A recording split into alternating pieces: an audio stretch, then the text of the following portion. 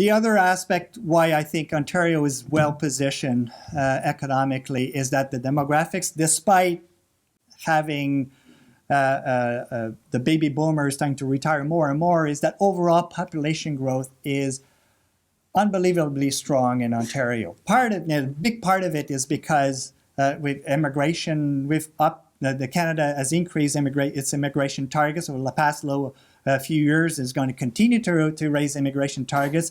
That especially benefits Ontario, but it creates a lot of pressure, especially going back to the housing market. When you have a rapidly growing population, it means that there needs to be more housing units out there to accommodate those people coming in. So think through when you have more people living in a certain territory, Mississauga being one, for example, is that the demand for a whole bunch of services is going to go up. Think haircuts and all the kind of stuff that eventually that's a growth opportunity. It'll bring some growth opportunities for businesses out there. So something that's a big plus. And sometimes I travel to other parts of the country that don't benefit from those demographics. Think of out east in New Brunswick, for example, where population is actually declining. This is sometimes the kind of problems we have with fast growing populations. It's kind of nice to have problems than relative to other places. And just to illustrate that overall in the GTA, how strong, last year in GTA, population increased by 125,000 people.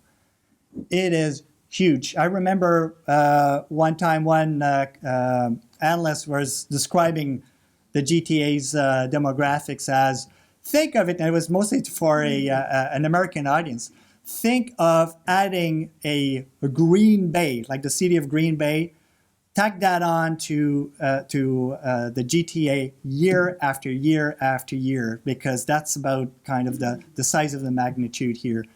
This is huge increase. I've looked in the past at similar kind of large global cities growing as fast as Toronto, except in China, but in like developed world.